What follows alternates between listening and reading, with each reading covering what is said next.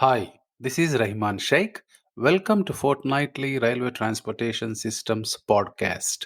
I am the host and railway systems specialist working in this industry for 24 years and counting. This podcast is primarily focused on railway experts who have vast amount of experience and contributed greatly to this amazing industry. This is not a technical seminar but focuses on feel good stories, individual journeys, their success and failures, motivating younger generation to kickstart their career in railways and creating a sense of pride for the railway people who devoted their lives on the most environment friendly public transportation.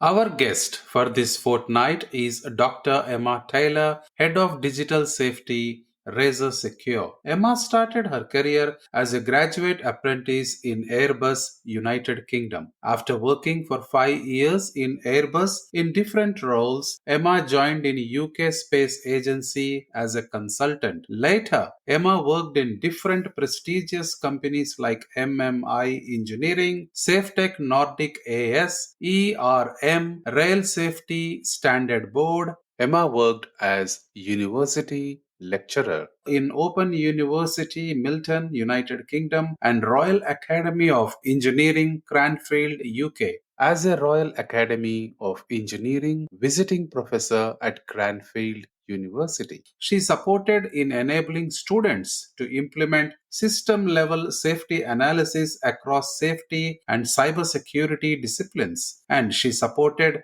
many courses like MSc Aviation Digital Technology Management, MSc Connected and Autonomous Vehicle Engineering, Automotive, MSc Safety and Accident Investigation, MSc Safety and Human Factors in Aviation, and MSc Aviation Safety Management, Risk and Regulation. As a head of digital safety in Razor Secure, she is responsible for supporting integration of safety and cybersecurity for UK transport systems, including rolling stock, detection, monitoring, and asset discovery. As a chartered engineer, Emma is bridging across safety and cybersecurity for over 25 years of experience across multiple sectors: rail, oil and gas, energy and space, highly regulated environments, translating complex risks into context. Emma is a visiting professor at Cranfield University, past chair of the Safety and Reliability Society, SARS, a UK Engineering Council professional engineering institution, and member of Women on Boards. Hi, Emma. Welcome to Railway Transportation Systems Podcast. Welcome, and thank you for having me on this podcast. It's a pleasure interviewing you, Emma. Can you tell us your incredible professional journey story, which is not in LinkedIn and in my intro?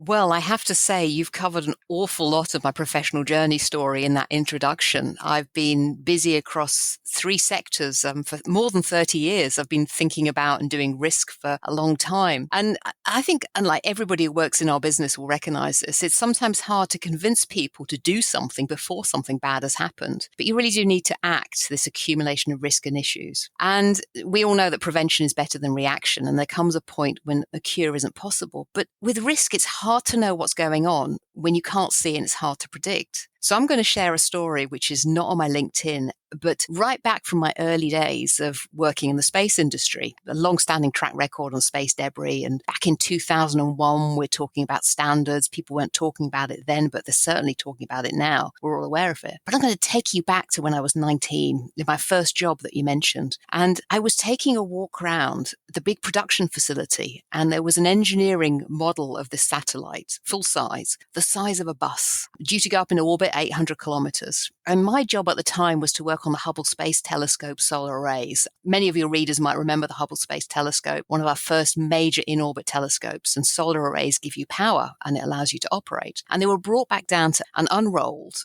full of holes from that space debris. And my main job was to work out what these holes were made by. Was it something at 1 millimeter, half a millimeter? Was it going at 10 kilometers per second? Or was it going at 5 kilometers or even 15? Extraordinary speeds, extraordinary amount of energy. And that was at the back of my mind as a 19-year-old and a 25-year-old throughout that period of time. But I remember walking into this manufacturing facility and looking at this thing the size of a bus. And I was like, I wonder what happens when space debris hits that. And I was operating a big test facility that would accelerate as a 2-stage gun, and you'd fill it with hydrogen and explosive. And it's probably not that safe a thing to do, but, that's what you did in the research. And I remember literally getting a spare bit of the spacecraft and taking it back to the lab and saying to the tech, I wonder what's going to happen if we try this. And we put it in and we didn't really know what was going to happen. We thought, let's go and see. And I can still remember him running back upstairs after the test, after we'd vented all the sort of toxic chemicals and everything. I said, Emma, you've got to come and see this. And we'd only blown the back of this super strong structure that was designed to withstand a rocket launch. We'd only blown the back panel of the honeycomb off. And this tiny little 1 millimeter sort of thing had made something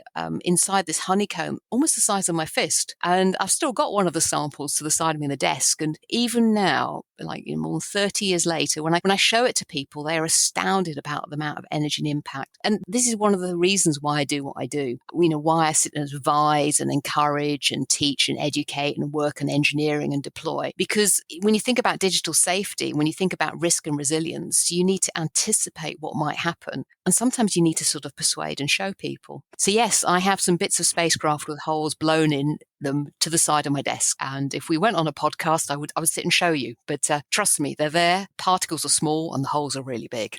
Wow. Your professional journey story is inspiring and well described, I should say. It effectively highlights the key experiences and accomplishments from a younger age, making it an engaging listen. Great job. I will now get into our main topic and your area of expertise. Giving the rising importance of cybersecurity in the digital age, it is essential to explore the most common threats organizations face and the effective measures to mitigate them. Can you tell me what are the most common cybersecurity threats faced by organizations today and how can they be effectively mitigated? I think that this is a great question to start this podcast. And I'm really glad we've got the opportunity to speak about this because I want to get to the point, for the people listening to the podcast who maybe whether they're running or riding a bike or driving a car or doing the washing up or whatever, I want everyone to feel that if someone asks them that question about common cybersecurity threats, that they can feel that they can start to give an answer. Cybersecurity is not a specialist subject only to be understood by one or two people. And in a way, one of the sort of most common, underlying threats is that people think it is just a specialist subject. I mean, my background is in safety. It used to be that safety was the responsibility of the safety person. But now if you're in a critical national infrastructure, whether it's aviation or trains or cars or even spacecraft and rocket launches, safety is everybody's responsibility. But I think that one of the key threats right now is people think cybersecurity is for the cybersecurity specialist. And then when you take that point of view, and when you think about cybersecurity, whether it's IT and IT seen as a business overhead, so it reports to finance, or OT, operational technology, which is perhaps seen something that you look at, third or fourth party down, the management of the supply chain, a small specialist organization that does something small and specialist. When you bring that together and you say, well, what are the common cybersecurity threats faced by the rail industry today? Then perhaps a big threat to consider is not just technical, but actually organizational. Do the individual people have the competency? But do the organizations have the competency to manage their supply chain? Is there information sharing or is there a lack of information sharing? I mean, when you look at previous safety-related accidents or cybersecurity incidents, it's never just the technological controls which fail. I mean, obviously at Razor Secure, we're a technical product provider and technical solutions are essential. You cannot do cybersecurity without asset visibility and monitoring and digital maintenance and just knowing what you've got. But the challenge is then linking it to what people do on a day-to-day basis as they build and they run trains. So I would encourage people to say, what's your perspective on the common cybersecurity threats? And the people that work in firewall design or sort of threat intelligence or things like that will have a long list. And you can go to specialist organizations. You can look at the UK National Cybersecurity Centre's resources. You can go to ENISA. I'll give you some links. I didn't tell you this before we recorded the podcast, but I'll give you some links that you can share. And you can see people's different perspectives.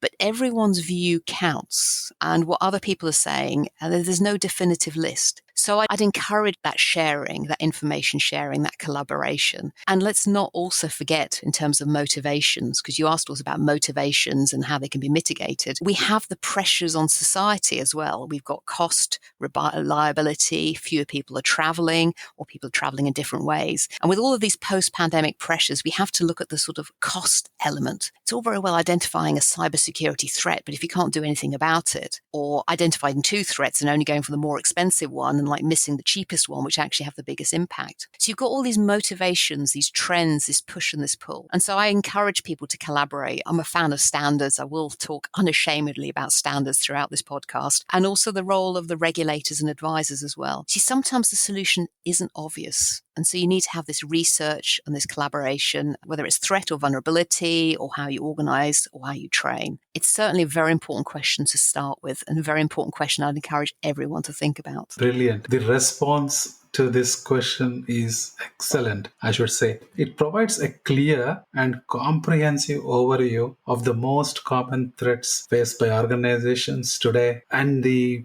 answers back to the public offers practical solutions to effectively address them. Apart from cyber, in today's ever-evolving landscape of rail infrastructure management, understanding the key steps in establishing an effective asset integrity management program is crucial to ensuring the safety and reliability of critical assets. What do you think are the key steps in establishing an effective asset integrity management program for critical rail infrastructure? Let's start with, what's the scope of your effective asset management program? Is it for what you know you've got? Is it for what you've got but you don't know about? Is it what you've got right now or what you're going to get in the future, whether that's planned or unplanned? I mean, don't forget that software, virtual networks and so on can materially change things. Your assets and the integrity of your assets could be completely different from those uploads of digital systems, even if like the boxes and the cables haven't changed. I remember one of the sort of, when I first started looking at the crossover between safety and cybersecurity and coming at it with that curious mindset, you know, I was talking about testing of like spacecraft and like what happens. And obviously I wasn't going to take a train and sort of test it like for cybersecurity. I was at the Rail Safety and Standards Board, but I thought, you know, what's this train made of? Actually, if I've got Lego, play with Lego with the godchildren, you have a list of parts of Lego and like, you know, the physical parts. And I'd go around and say, what's a train made of? And people would take a pen and write a list and things like that. And I said, well, you know, what's a digital parts list? I'm not so fussed really whether it's software or the cables used to run the network. Could someone tell me? And surrounded by me were all these train experts. And what I found really quite insightful was that nobody could take a pen and paper and start rattling off a list. I think now, 6 or 7 years later, things have changed a little bit. But this asset integrity management program needs to start from which assets you're actually going to manage. I mean, there's all sorts of issues to do with shadow IT, where people say, well, okay, let's just set up a small wireless network to manage a printer, and let's not just tell IT what we're doing because they put all these like regulations in the way and they make a life a bit difficult. So it's really sort of like encouraging people to see that overall management has a benefit. And then there's also, you know, the practicalities. You need to look at, for example, physical protection and policies and procedures, as well as like the detailed nuts and bolts of like a software development lifecycle. You know, it's asset visibility and monitoring for your asset integrity management program. But I'm going to call it Monitoring Plus. I mean, I'm sitting here, I prepared for this podcast and I love the questions and we're having this conversation. You have no idea what I'm going to say. And actually, to some degree, as we're talking, I'm thinking, I've got another thing to share with Rahman. Right at the start of the pandemic, I got given a new job. They were restructuring. We all remember the start of the pandemic. And it was asset integrity, principal strategy asset integrity lead, something, a super long title. I know I didn't read it out in the intro. And like the brief was to go and take an industry strategy and then go and do all the things that hadn't been done, that needed to be done. And I remember looking at it from the digital asset point of view and thinking, oh dear, actually I thought, oh crap, right, and reach for the chocolate, because this was a whole list of things that were very difficult to do that no one had tried to look at and actually put in the too difficult pile. And that is essentially, unfortunately, where we are starting. When you sit there and think, right, I must do an effective asset integrity management program for critical infrastructure, recognize that you are looking at the very difficult pile, possibly the too difficult for some aspects. And to take it from that starting point, if you take that sort of like resource mindset, mental mindset, organizational approach that this is a major task, you're setting off on a long journey. You're going to, pack your rucksack ready for it. If you think, oh, right, I'm just going to write a list or do digital parts, then you're going to find yourself in trouble. Now, I'm going to say something which again is like slightly sort of surprising. I mean, because it might seem strange to suggest that like government agencies and regulation and standards could be a part of the solution, because people often see them as negative and a burden. But a good relationship with those type of organizations, because they look at lots of people looking at asset management, they have a greater overview of where the problems are. Why not see if you can learn via them of other people's problems with confidentiality protected, because they can advise them more whether it's a hint on where to focus. I mean, research and information exchange, trust groups, memorandum of understanding, they're all ways to create this framework for information. Nobody is starting from scratch when it comes to an effective asset integrity management program, and nobody's had an easy time of it. So I think it's much mindset and thinking of things as well as like, right, I'm going to do a program and a spreadsheet. So I'm afraid all those people sitting there running and like cooking and like jogging and driving are starting to think, oh dear, I've got work to do on cybersecurity. But we're all working together on this.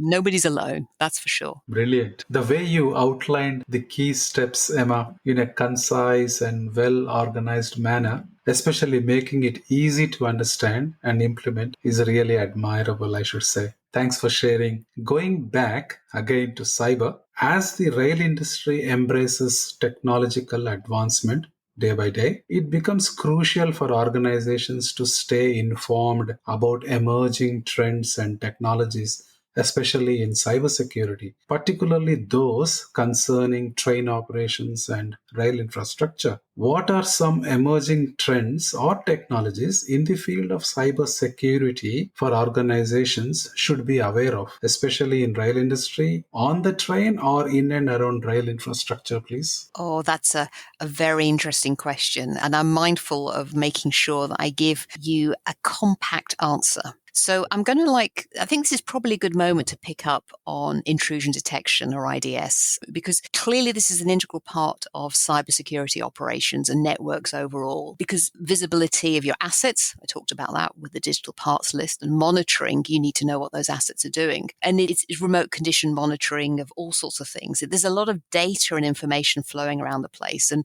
more that we digitize our trains and our infrastructure, more and more there'll be technologies, volumes of data, and so on. And this is something which we picked out in our government-funded research. We work with universities and train operators and manufacturers and asset owners. And we hit on the idea of digital maintenance about, well, it's probably like 3-4 years ago, the genesis of the product, but like really in 2 years ago, we started working. And we realized that people didn't only need to monitor, they needed to be able to maintain, and they needed to know what they'd done to the systems. And perhaps if you're looking at software updates on trains, you want to be able to update them all simultaneously rather than sending someone around with a laptop with an elderly operating system, one that isn't controlled by IT or even, USB sticks. Trust me, all the different ways that you could think about that are probably not a good idea when it comes to updating digital systems. Somebody somewhere is having to do that now because they've got legacy systems. So this honesty and the technologies. And so this is one of the things that we do. We did some like proof of concept with digital maintenance, and we was incorporating the intrusion detection, and then you bring it on board, and it allows people to manage their networks, want to see what their networks are doing really, and like know that what the equipment they've got, the absolute basics, but then manage them and actually track what the technicians are doing in terms of simple keystrokes. And this seems ever so sort of basic really. But if you don't know what people are doing to your network, you don't know what your network is. And sometimes people talk about host IDS or network IDS. But, what happens if you've got a mini network of one device, like an IoT device? How do you monitor such a mini network, which might not even be mapped out fully, or it might be changing regularly? Remember, virtual routers, switches, firewalls as part of a virtual network. So, and then we have the configuration management and the increasing growth of this shadow IT that I mentioned, people setting up this wireless network. So the emerging trends or technologies is really to get a grip of what it is you have, really sort of manage what you have and use the technologies and recognize that you've got this comprehensive, fluid and flexing digital system and a lot of data. And don't forget, when you look right down to the core of things, the process of, like a system on a chip or secure by design technology, secure digital design, you need to have coding languages which are secure in themselves. You need to have, given that a chip now is like a mini computer, and then some, you need to make sure that that core level, that detailed technological advantage, that actually you're considering cybersecurity as an integral part of the design and operation. That's right down on the super small, super geeky level. But also then how you're bringing everything together. How do you maintain the integrity and the availability of the data? And how do you maintain the suitability of the decisions you make based on that information? So there are trends and technologies at lots of different levels. Wow. Your response covers crucial aspects, Emma, especially in digital maintenance, and that grip and manage terms you explained is well prepared. After threats and trends, let's discuss assessment. In the realm of railway organizations, conducting a comprehensive risk assessment for cybersecurity vulnerabilities requires careful attention to key consideration to safeguard critical infrastructure and operations. What do you think are the key considerations for conducting a thorough risk assessment for cybersecurity vulnerabilities in an organization? Again, I would like to stress on railway organizations, please. So, comprehensive and thorough risk assessment. And we're in a podcast and we're recording, so I can ask you a question back. What's your definition of thorough and comprehensive? Don't worry, I'm not going to make you answer that question. I'll deal with it here. I'll give you my personal thoughts. I think what I'm going to do is I'm going to reframe that question, if it's okay, away from the phrase risk assessment to key considerations for understanding risk. I'll explain why I'm framing in that way. And you talk about the rail context as well. And I've given you an indication of the complexity and change, the different organizations and the things that you have to consider. It's not just the technologies, the people and the organizations, how they work together. And that's one of the reasons for reframing it from risk assessment to key considerations for understanding risk. A risk assessment is a process that people apply, a good process, well applied with competent people and enough time to do a good job is what is needed. And this is covered by standards, legislation and best practice. It's covered in many standards. There's a lot of track record of doing risk assessments. Good ones and bad ones and so-so ones. It's not an easy job to do. People think, just do a risk assessment, tick in the box. Nope, it's not like that. But you also have, and I have conversations with people from a safety background and a cyber background. You also have things like a cyber risk review where people sit and do a high-level benchmarking, a gap analysis against frameworks, and that also makes you think about what you haven't considered. Now, both use the word risk, but in a different way. You can use one method. If you come from a traditional safety background, you'll do a sort of full process risk assessment, and that's covered in some of the emerging cybersecurity standards for rail. There's IEC 63452, which I'm working on right now, and that's based on the cross-sector OT standard 62443. But one method isn't enough. I would personally do both a risk review, benchmarking, and a risk assessment. And don't assume that either approach gives you the complete answer, because we're always dealing with this uncertainty. What's the boundary of a system that you're doing a risk assessment on? Easy to do with physical, train sits on track. A lot harder to do when you're considering digital flows. It's the systems of systems and the emerging trends of these complex systems, which is key here. And rail, I remember describing a nuclear power station, you've got to do cyber, you've got to do safety, it's evident. Nuclear power stations don't move. Nuclear power stations don't have tens of thousands of people walking on and off them a day. Trains move. Trains have people going on and off them all the time. And so this leads to real complexity and everything changes. So you can't really do a risk assessment and say, right, that's it, it's done. There was a recent case, and this is to do with transport around trams, and it's public domain. We unfortunately had a major accident in the UK a few years ago, and people lost their lives. And they talk about this approach to risk assessment. And I've just taken it, and I'm going to read it out in a report that came out through one of my professional networks I read a couple of weeks ago. They say it remains vital for organizations to consider and review all information available within its control, as well as industry knowledge, to identify these foreseeable risks, particularly high-risk hazards, and then therefore ensure adequate control measures to eliminate and reduce risk. And like all of this should be kept under review and adequately reconsidered in the event of any near miss and avoid missed opportunities. And probably the most important part of that is for, use the word vital, to organizations to consider and review all information available within its control. And that's not a bad starting point when you start to look at the meaning of risk and the meaning of thorough. And last but not least,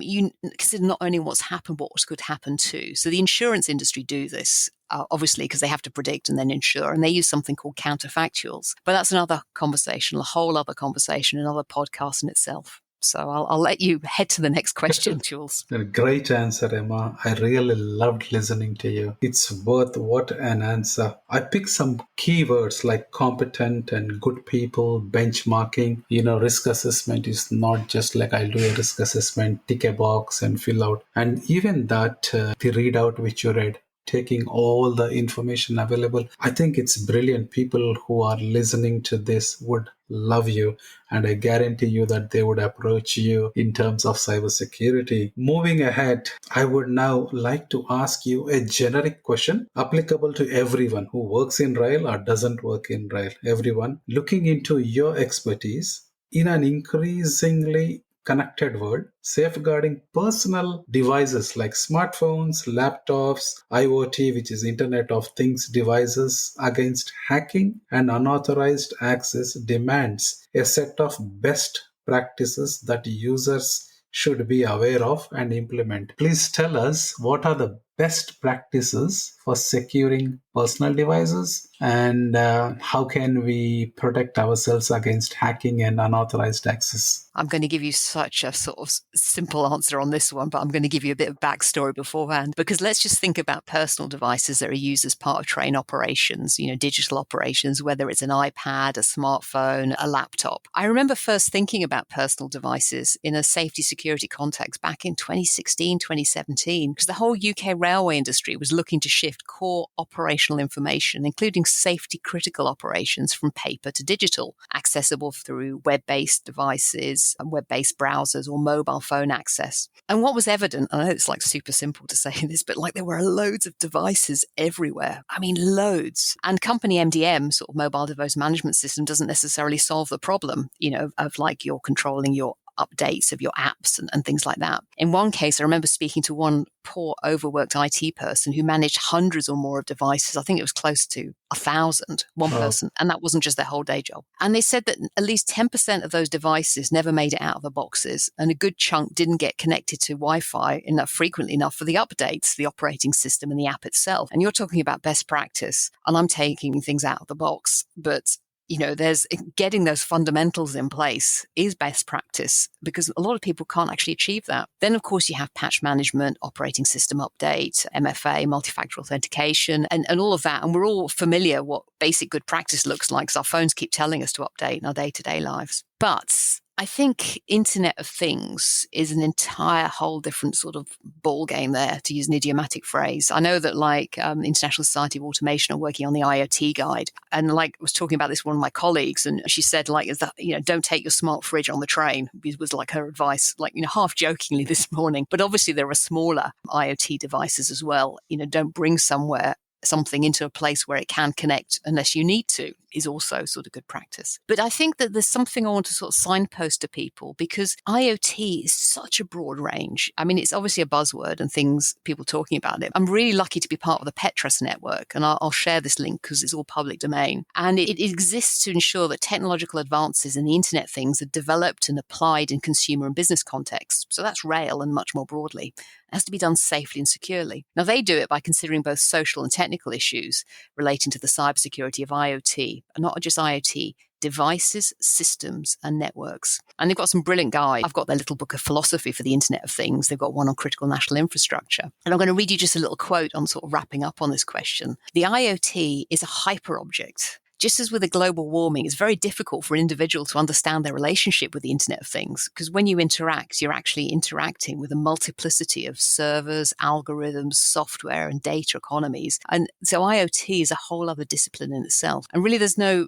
silver bullet when it comes to best practice. And you need to have that continuous forward looking perspective, learning from yourself, learning from others, asset visibility and monitoring, digital maintenance, thinking of counterfactuals and moving forward. I mean, it's fascinating, but best practice, do the basics and keep doing them. It's a bit like health. Your doctor says, eat 5 portions of fruit and veg a day or more. Don't just do that on Monday, do it on Tuesday and Wednesday. And the same, I think, is for cybersecurity. It's a daily activity throughout our day-to-day lives and in our organizations. Brilliantly answered, Emma. Well articulated and relevant, encouraging users to be proactive in their cybersecurity measure. I would still like to stick on this topic, but predominantly you covered most of the IoT things, and your explanation highlights the significance of staying informed about IoT's impact on security and asset management, underscoring its relevance for both organizations and individuals. Great answers. I love it. I would be eager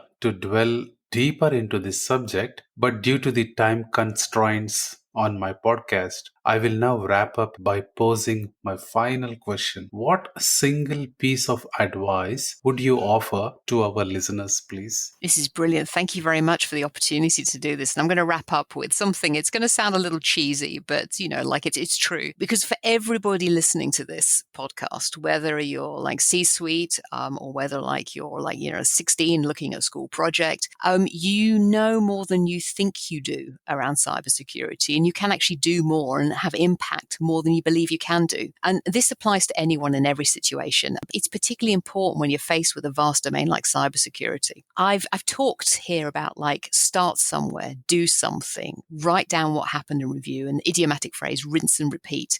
When you're starting that personal cybersecurity journey, it's continuous practice is at the heart of all the management systems, the cybersecurity life cycle and safety too. The only thing that changes as you move from safety to an integrated picture of safety and cybersecurity is that complexity. That's the most key thing. You get the systems of systems, you get emergent properties, and you get this rate of change that increases and increase in uncertainty. But I'd like to finish with the land wrap up here, because you do know more than you think you do, and you can do more than you believe you can do. And that's my one line sort of advice to people. Amazing advice. You know what? I feel as if I'm listening to my lecturer in my university. That's why you are a great professor. I think your students love you. I believe they would listen to this podcast and come back to you. It was a pleasure talking to you, Emma, and I will come back to you again in future sometime for another episode with a different topic. Absolutely. It'll be a pleasure. And thank you very much for the opportunity to come and be part of your podcast and talk about rail cybersecurity in all its wonderful sort of forms. Thank you, Emma. I believe everyone listening to this podcast has got something to take away from today's discussion. If you like this podcast, please listen, follow, and share this podcast within your network. If you believe we should be sharing your story or someone within your network, there is a railway leader who should be here sharing his or her contribution to this industry, contact me on railwaytransportationsystems@gmail.com. Thank you for your time today. See you next fortnight. Until then, stay safe and take care of yourself.